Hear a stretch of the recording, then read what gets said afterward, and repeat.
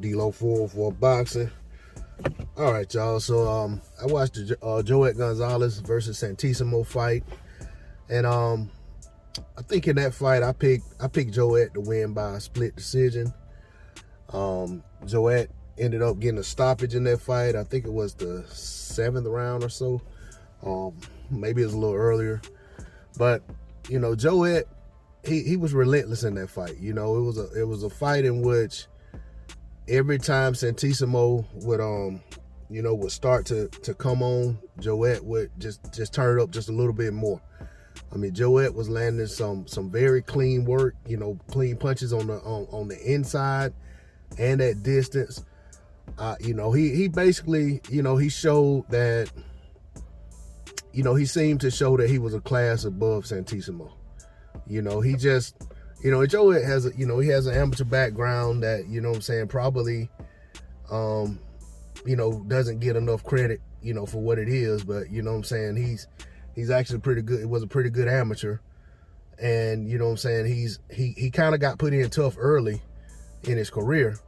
And, you know, having fought Shakur Stevenson when both of them were pretty much prospects for a vacant title, I think it was. And that was, you know, definitely a bad matchup for him. And not saying that it was too early or anything like that. I think that he probably, you know what I'm saying, probably loses to Shakur 10 out of 10 times. But, you know, and then, of course, being matched with Navarrete not long after that, a few years, you know, a couple years later, or however soon it was, man, I was so impressed in the Navarrete fight. You know what I'm saying? And I was like, you know what I'm saying? I actually had more respect for Joet Gonzalez in that loss than I had for him in any wins that I had seen thus far. And it seems like he built upon that. It seems like he brought confidence with him coming out of that Navarrete fight after going the distance and giving Navarrete a very tough fight. You know, he brought that to this fight. And it's like he had a chip on his shoulder. He had this look on his face that, you know, I haven't seen. You know, to me, I always felt like in fights that I've seen of Joet, when things get kind of tough and chippy in there, he has this look of bewilderment on his face.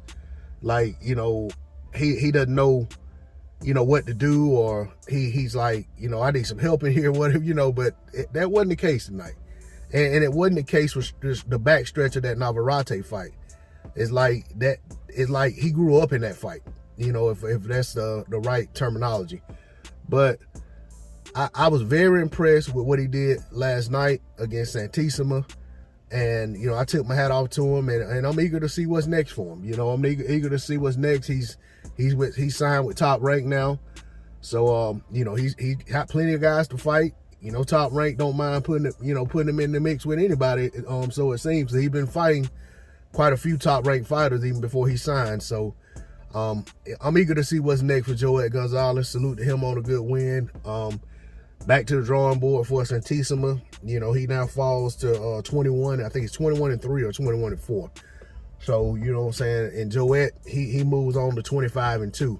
Like I said, his 2 losses were only, you know, to 2 of the best. You know, it was Navarrete and Shakur Stevenson. So we'll see what's next for young Joet Gonzalez. That's all I got on it. D-Lo 404 Boxing. Like, share, comment, subscribe. I'm out. Peace.